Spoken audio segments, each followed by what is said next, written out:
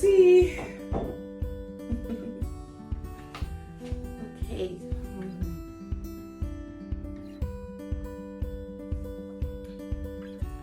So one time when I worked in a school, like somewhere in the Welsh Valleys, a child walked up to me and said, Miss, all amount of enthusiasm, are you from Africa? And I'm like, yes, not knowing what was coming.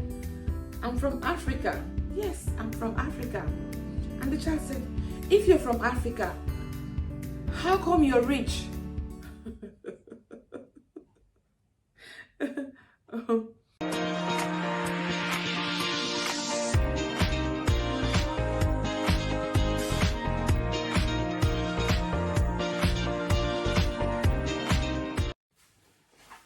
I wasn't particularly rich, as in rich, in that sense. I wasn't rich. I was just like any other teacher who came into the school. I was just like any other adult who came into that school. But it's the perception that that child had of an African. It's what that child thought an African was meant to look like. Because on TV, they are being bombarded by children with things coming out of their nose, flies on their eyes, and this and that. And being now close to an African person or a black person and having a different, now seeing somebody looking like really looking completely the opposite of what you've seen, or maybe even better than your expectations of what a human being should look like. That is worrying.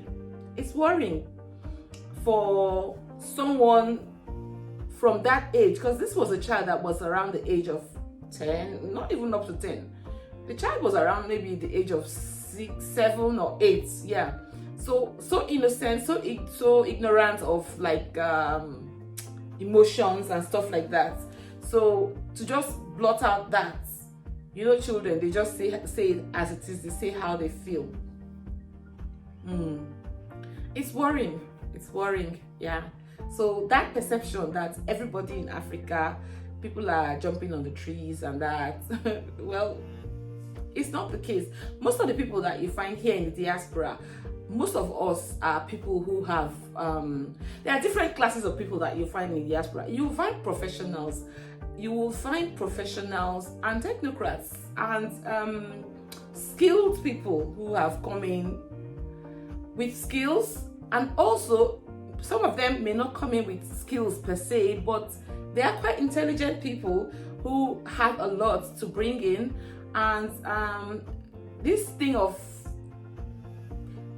looks, it all depends. Like when I was growing up in Nigeria, having facial hair or sideburns was something attractive.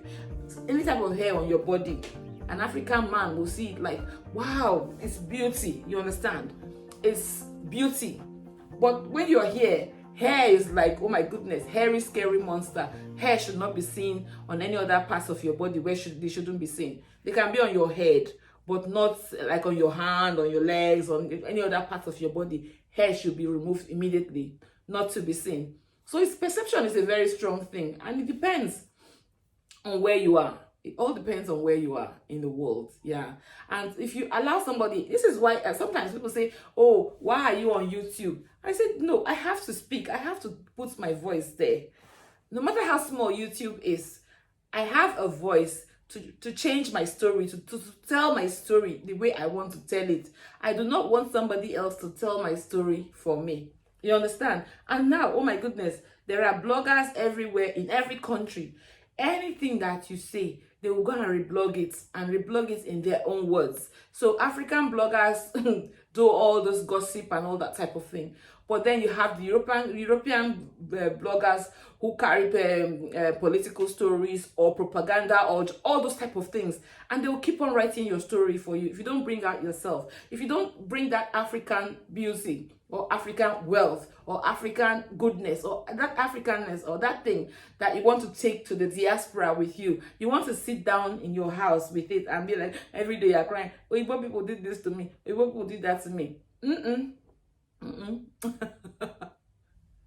You better wake up and get yourself out there and put that Africa, that Nigeria that you want the British person, the German person, the American person, the Canadian person to see. Yeah? Because if you continue to sit down in your house and complain, they're not going to see that person that they're looking for, that good person. The only thing that they will see and ever know will be that child, the African person that was suffering, that had flies on their face, then the African migrants that was trying to escape from Africa that fell in the Atlantic, then the African people that are begging in what's that place in France? Is it Kelu or what?